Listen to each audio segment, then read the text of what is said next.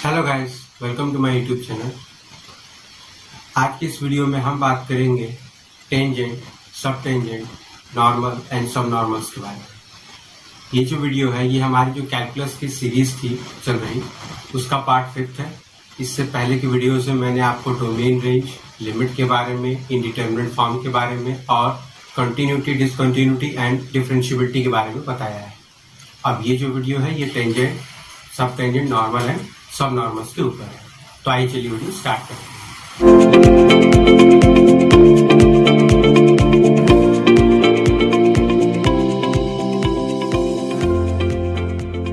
तो देखिए, हम बात कर लेते हैं सबसे पहले टेंजेंट के बारे में।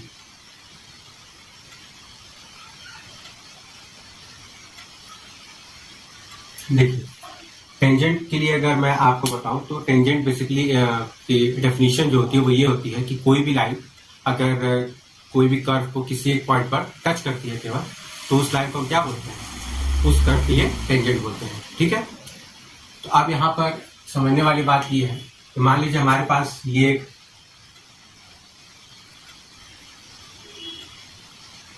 एक्स वाई प्लेन हो गया। ठीक है, एक्स वाई प्लेन हो गया, ये ओरिजिन हो गया। अब मान लीजिए कि हमारे पास यहाँ पर कोई एक ऐसा कर्व है।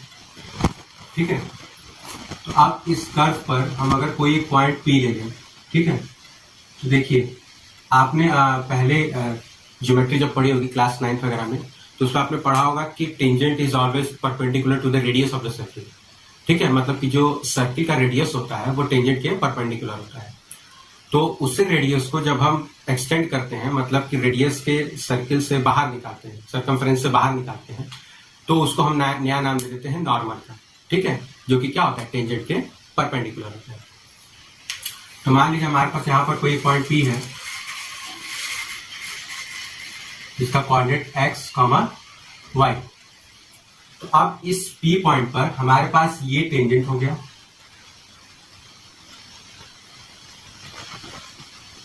ठीक है, और इसी P पॉइंट पर ये हमारा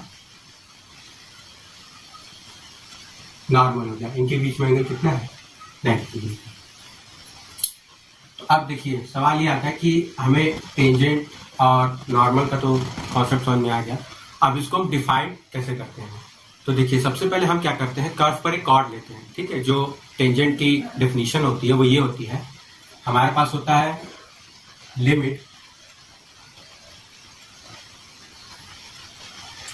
delta x tending to 0 delta y upon delta x. इसी को हम बोलते हैं dy बाई dx।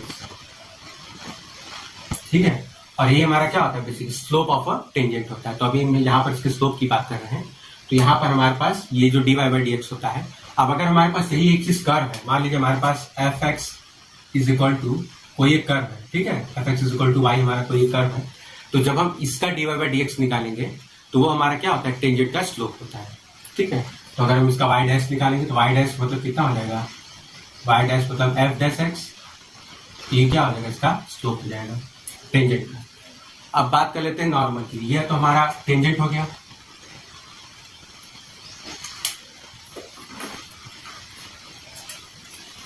ये हमारा टेंजेंट हो गया। ठीक है, और ये हमारा क्या हो गया, नॉर्मल हो गया। तो देखिए मान लीजिए ये टेंजेंट जो है वो एक्स एक्सिस से जाई एंगल बना रहा है, और ये जो नॉर्मल है ये एक्स एक्सिस से मान लीजिए फाई एंगल बना रहा है। ठीक है, तो अभी मैंने नाम दिया था टेंजेंट एंड सब टेंजेंट एंड नॉर्मल एंड सब नॉर्मल। ठीक है, तो पहले हम टेंजेंट और नॉर्मल के बारे में जान लेते हैं, फिर मैं आपको सब टेंजेंट एंड सब नॉर्मल बता दूंगा। तो देखिए ये आपका पॉइंट P हो गया। अब आपको पता है कि ये दोनों आपस में क्या है, परपेंडिकुलर है। तो आपको पता है कि दो लाइंस अगर आपस में परपेंडिकुलर होती हैं तो उनके स्लोप्स का प्रोडक्ट क्या होता है, -1 होता है। ठीक है, तो अब हमारे पास अगर स्लोप ऑफ लाइन L1, अगर हम इसको L1 मान लेते हैं और इसको L2 मान लेते हैं, स्लोप ऑफ लाइन L1 कितना है, dy बाई dx। तो स्लोप ऑफ लाइन 2 क्या हो जाएगा, स्लोप ऑफ लाइन L2 कितना हो जाएगा, -dx अपॉन dy। ठीक है, -1/dy/dx होगा, तो इसको हमने ट्रांसफॉर्म कर दिया तो -dx/dy। अब इन दोनों का प्रोडक्ट हम करेंगे तो -1 आ जाएगा। ठीक है, अब अगर हमारे पास इस लाइन का स्लोप दिया हुआ है और इस लाइन का स्लोप दिया हुआ है और ये दोनों लाइन एक पर्टिकुलर फिक्स पॉइंट P से पास हो रही हैं, तो हमारे पास अगर इनका इक्वेशन निकालना होगा तो हम बड़े आराम से निकाल लेंगे। हमें पता है कि अगर कोई एक लाइन है जिसका हमें स्लोप दिया हुआ है और अगर वो एक पॉइंट P से पास कर रही है, ठीक है, तो उसका इक्वेशन होता है, मान लीजिए कि वो P अगर पॉइंट यहाँ पर x1 y1 है तो y minus y1 is equal to m। तो जब टेंजेंट की बात करेंगे तो dy/dx into x minus x1, ये हमारा हो जाएगा equation of tangent, equation of tangent. और इसी में अगर हम y minus y1 is equal to minus dx upon dy x minus x1 कर दें तो अब ये हमारा क्या हो जाएगा, इक्वेशन ऑफ नॉर्मल।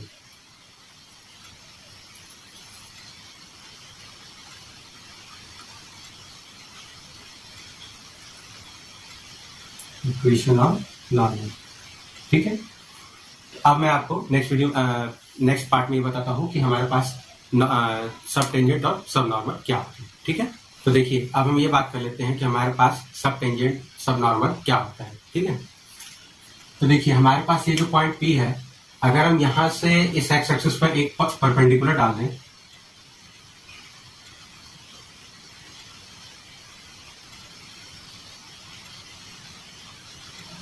ठीक है, तो देखिए ये पॉइंट x1 y1 है, तो मान लीजिए ये आपका क्या हो जाएगा, ये जो लेंथ होगी ये y1 हो जाएगी।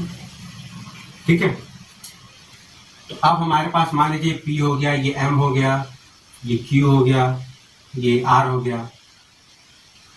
ठीक है, तो देखिए ये जो लेंथ होती है, ये चीज देखिए टेंजेंट आपका ये है, तो ये जो लेंथ हो जाएगी आपका, ये Q है आपका, तो जो QP होगा, QP जो होगा वो होगा लेंथ ऑफ टेंजेंट।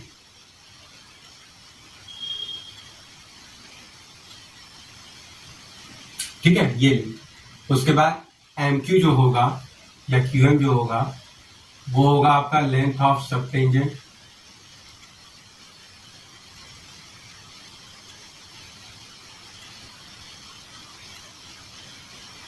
उसके बाद आपका ये जो PR होगा ये होगा लेंथ ऑफ नॉर्मल।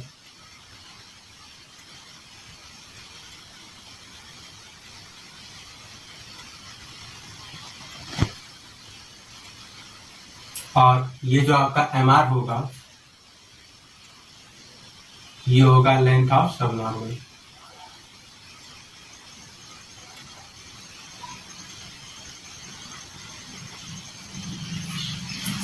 अब देखिए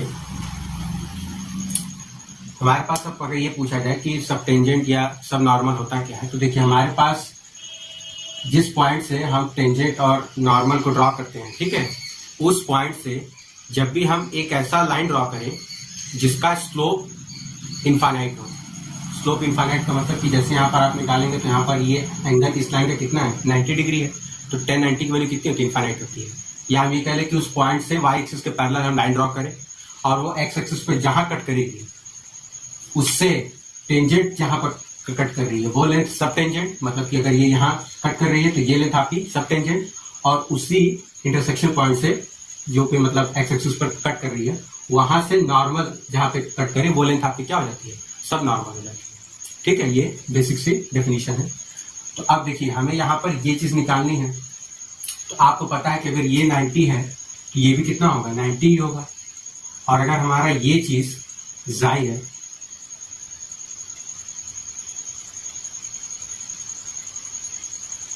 ये चीज कितना होगा, 90 माइनस जाई होगा।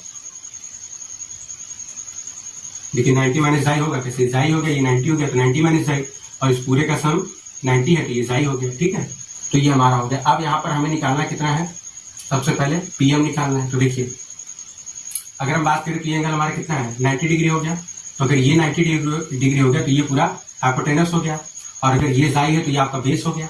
ठीक है, ये चीज बेस हो जाएगी, ये बेस हो जाएगा, ये परपेंडिकुलर हो जाएगा, और ये पूरा कितना हो जाएगा, हाइपोटेन्यूस हो जाएगा।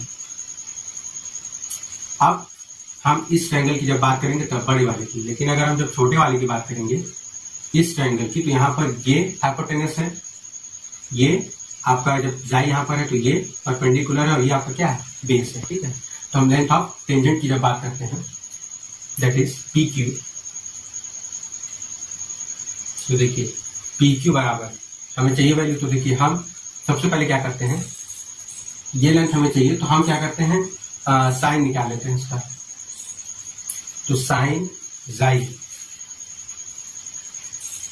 इज इक्वल टू, देखिए साइन जाई की वैल्यू हमें चाहिए तो ये क्या होता है, परपेंडिकुलर अपॉन हाइपोटेनस, तो that is y1 upon hypotenuse जो हमें चाहिए लेंथ ऑफ टेंजेंट, तो हम इसको QP कर लेते हैं।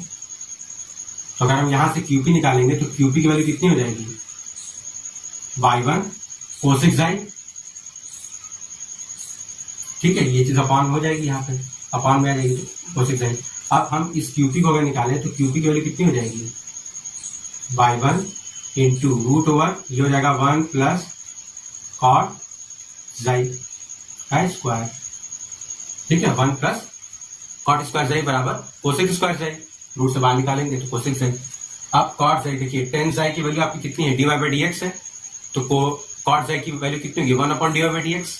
तब यहां से अगर हम निकालना चाहें QP की वैल्यू तो हो जाएगा y1 into root over 1 plus 1 upon dy by dx का होल स्क्वायर। अब अगर हम इसको यहां से निकालना चाहें तो QP की वैल्यू कितनी आ जाएगी, y1 root over 1 plus dy by dx का whole square upon dy by dx। ठीक है, ये हमारा लेंथ ऑफ टेंजेंट की वैल्यू हो जाएगी।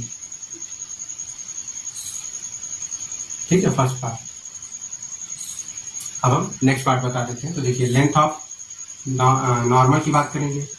अब जब हम इसके लेंथ की बात कर रहे हैं तो देखिए यहाँ पर ये हाइपोटेनस है, ये आपका देखिए जाई यहाँ पर है, यहाँ पर ये चीज है, तो अब यहाँ जाई है तो ये चीज बेस हो गई आपकी। ठीक है, तो हम यहाँ पर अगर करें तो cos psi is equal to base upon hypotenuse that is PM यानी y1 अपॉन हाइपोटेनस यानी PR। तो हमें PR की वैल्यू निकालनी है, तो PR की वैल्यू कितनी हो जाएगी, y1 6 जाई, और हम PR की वैल्यू लिख सकते हैं कितनी, y1 root over 1 plus 10 square psi by 1 plus 10 square psi की वैल्यू होती है सेक स्क्वायर जाई, रूट से बाहर निकालेंगे सेक जाई। अब 10 जाई की वैल्यू आपको पता ही है dy बाई dx है। देखिए ये चीज हमने कर्व का स्लोप निकाला था dy बाई dx और यहाँ पर एंगल बना रहा था। आपको पता है कि एक्स एक्सिस के साथ जो भी एंगल बना है उसका जब हम 10 वाला कंपोनेंट लेते हैं तो वही क्या होता है, स्लोप ऑफ द लाइन दिखाता है। तो चाहे हम dy बाई dx लिखे चाहे 10 जाई लिखे, एक ही बात है। अब यह हमारे यहाँ से आ जाएगा PR की value, PR is equal to y1 root over 1 plus dy by dx का होल स्क्वायर। ठीक है, तो ये हमारा हो जाएगा लेंथ ऑफ नॉर्मल। अब देखिए अगर हमें लेंथ ऑफ नॉर्मल और लेंथ ऑफ टेंजेंट के बीच में अगर रिलेशन निकालना है तो हम क्या करते हैं, मान लीजिए हमें कोई एक पॉइंट दिया हुआ है, उस पॉइंट से अगर हमें निकालना होगा तो हम क्या करेंगे, देखिए यहाँ पर अपॉन में dy बाई dx आ रहा है, तो इस PR की जगह मतलब इस पूरे वैल्यू की जगह अगर हम PR रखते हैं तो सेम चीज हो जाएगा। तो हम यहाँ से लिख सकते हैं कि हमारा QP, ये हमारा दूसरा रिलेशन आया है। अब यहाँ से QP की वैल्यू आ जाएगी PR upon dy by dx, और ये सब पॉइंट पर आएगी, एट पॉइंट मान लीजिए C1। तो ये आपका रिलेशन हो जाता है बिटवीन सब tangent between tangent and normal, ये आपका एक रिलेशन हो जाता है। ठीक है, अब देखिए हम बात कर लेते हैं लेंथ ऑफ सब टेंजेंट एंड सब नॉर्मल के बारे में। तो लेंथ ऑफ सब टेंजेंट हमारा QM है, तो QM की वैल्यू, ठीक है, तो देखिए यहां से अगर हम 10 जाई निकाल लें तो टेन साई की वैल्यू कितनी हो जाएगी, y1 अपॉन QM। तो QM की वैल्यू कितनी आ जाएगी, y1 अपॉन टेन साई की वैल्यू dy/dx। ठीक है, ये हमारा हो गया लेंथ ऑफ सब टेंजेंट। अब सब नॉर्मल की बात कर लेते हैं, दैट इज MR। तो देखिए MR के लिए अगेन हम वही करते हैं, टेन साई निकाले तो अब यहाँ पर हम क्या करते हैं, टेन साई या कॉट साई जो चाहे वो निकाले। तो हम यहाँ पर टेन साई निकाल लेते हैं। तो ten psi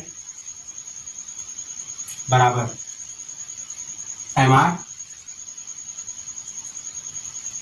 upon y1। MR की वैल्यू कितनी हो गई, y1 dy/dx। ये हमारा हो गया थर्ड रिलेशन, यानी लेंथ ऑफ सब टेंजेंट। ये हमारा चौथा हो गया लेंथ ऑफ सब नॉर्मल। ठीक है, ये बड़ी इजी चीज है जो आपको समझ में आ गई। अब मैं आपको ये बता देता हूँ एंगल बिटवीन टू कर्व्स कैसे निकालते हैं, और फिर मैं आपको उसका एक एग्जांपल भी बता देता हूँ कि कैसे हम सॉल्व करते हैं जब हमारे पास ऐसे आ जाते हैं क्वेश्चंस कि हमें एंगल बिटवीन टू कर्व्स निकालना। ठीक है, तो देखिए अब हम ये बात कर लेते हैं एंगल बिटवीन टू कर्व्स के बारे में।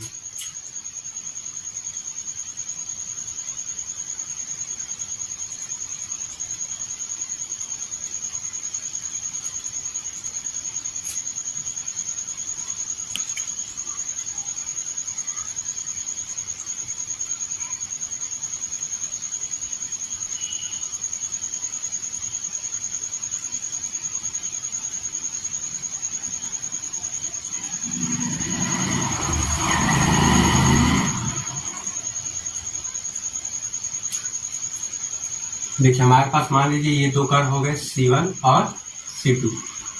ये हमारे पास दो कर्व हो गए। अब इन पर ये टेंजेंट हो गया T1 कर्व C1 पर, और कर्व C2 पर हमारा हो गया टेंजेंट ये T2। अब हमें इन कर्व्स के बीच का एंगल ऑफ इंटरसेक्शन निकालना है। तो अगर हमें इनके बीच का एंगल ऑफ इंटरसेक्शन निकालना है तो हम क्या करेंगे, इनके स्लोप्स या सॉरी जो इनके टेंजेंट्स हैं इनके बीच का एंगल निकाल लेते हैं। तो मान लीजिए हमारा जो टेंजेंट 1 है वो xy1 एंगल बना रहा है x एक्सिस पर, और ये जो है ये आपका xy2 एंगल बना रहा है। और मान लीजिए कि इनके टेंजेंट्स के बीच में आपस में एंगल क्या है, फाई है। तो अभी मैंने आपको जस्ट बताया था कि इंटरनल टू एंगल्स का सम क्या होता है, एक्सटर्नल अपोजिट एंगल्स के सम के बराबर होता है। तो अब हम वही यहाँ पर यूज करेंगे। तो देखिए मान लीजिए हमारे पॉइंट P1 है, ठीक है, पॉइंट P है, ये M मान लीजिए, ये R मान लीजिए। तो देखिए हमारे पास हो जाएगा V है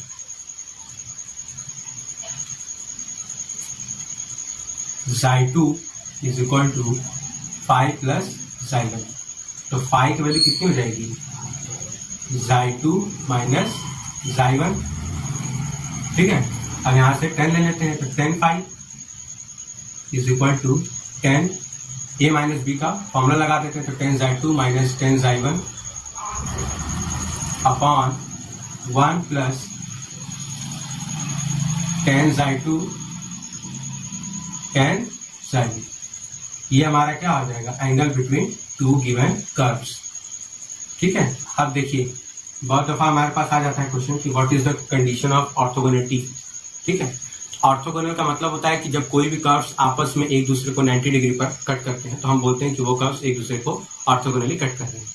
तो अगर हमारे पास ऑर्थोगोनल कर्व्स होंगे दैट मीन्स कि अगर उनका 1090 निकालेंगे तो वैल्यू कितनी आएगी, इनफाइनाइट आएगी। और यहाँ पर इनफाइनाइट वैल्यू आएगी कब, जब ये वैल्यू कितनी हो जाए, 0 हो जाए। दैट मीन्स कि 10 xy2 10 xy1 is equal to -1 होना चाहिए। ठीक है, ये वैल्यू 0 का मतलब ये -1। अब अगर हम बात करें तो dy/dx of curve C2 into dy/dx of curve C1, इन दोनों का प्रोडक्ट -1 के बराबर होता है। तो अगर मैं यहाँ पर डिटेल में इस फॉर्मूले को लिख दूं तो ये हमारा हो जाएगा angle between two curves 10 phi बराबर dy/dx C2 minus dy/dx C1 upon 1 plus dy/dx C1 dy/dx C2। ठीक है, ये हमारा हो जाएगा एंगल बिटवीन टू कर्व्स का formula in terms of dy by dx। अब इसी पर बेस्ड मैं आपको एक क्वेश्चन भी सॉल्व करा देता हूँ ताकि आपको समझ में आ जाए कि हम कैसे निकालेंगे। ठीक है, तो देखिए हमारे पास एक दिया हुआ है क्वेश्चन कह रहा find the angle of intersection between curves x y is equal to 6 and x square y is equal to 12। ठीक है, हमें दो कर्व्स के बीच में एंगल ऑफ इंटरसेक्शन निकालना है। तो देखिए सबसे पहला तो हमें काम ये करना पड़ेगा कि इन दो कर्व्स का इंटरसेक्शन पॉइंट निकालना पड़ेगा। ठीक है, तो इंटरसेक्शन पॉइंट निकालने के लिए आपको पता है कि हमारे पास दो वेरिएबल है, दो इक्वेशन है, तो हम एक को एलिमिनेट करेंगे और वैल्यू निकाल लेंगे। तो यहाँ से सॉल्यूशन में हम क्या करेंगे, देखिए y इज इक्वल टू कितना हो जाएगा 6/x। आप इसको अगर मैं 1 इक्वेशन मान लूँ और इसको सेकंड मान लूँ तो y is equal to 6/x में यहाँ पुट कर देता हूँ। तो x square into 6/x is equal to 12। x cancel, 6 2 जा 12, यानी x की वैल्यू कितनी आ गई 2 आ गई। और अगर x की वैल्यू 2 आ गई, x equal to 2 implies that y is equal to 3। ठीक है, ये हमारा हो जाएगा इंटरसेक्शन पॉइंट। तो हमारे पास वैल्यू कितनी मिली 2 और 3। अभी हम क्या करेंगे, अब क्योंकि हमें इनके बीच में एंगल निकालना है तो सबसे पहले हमें dy बाई dx निकालना होगा एट दिस पॉइंट 2 और 3 पर। ठीक है, तो ये हमारा जो 2 और 3 निकाले हमने पॉइंट P मान लेते हैं उस फिगर में जो हमारा P था। तो अब यहाँ पर हम क्या करते हैं, कर्व फर्स्ट को लेते हैं और इसका जब dy बाई dx निकालेंगे तो आपको पता ही आ जाएगा y plus x dy by dx is equal to 0। तो dy बाई dx की वैल्यू कितनी आ जाएगी माइनस y बाई x, यानी dy बाई dx आ जाएगा, यहाँ से y की वैल्यू रखेंगे 3, x की वैल्यू रखेंगे 2, तो माइनस 3/2। ये हमारा थर्ड इक्वेशन हो गया। अब हम कर्व 2 का निकाल लेते हैं, कर्व 2। तो देखिए अब यहाँ पर निकालेंगे अगेन, तो हमारे पास हो जाएगा 2xy plus x square dy by dx is equal to 0। तो हमारे पास आ जाएगा dy by dx is equal to minus 2y upon x.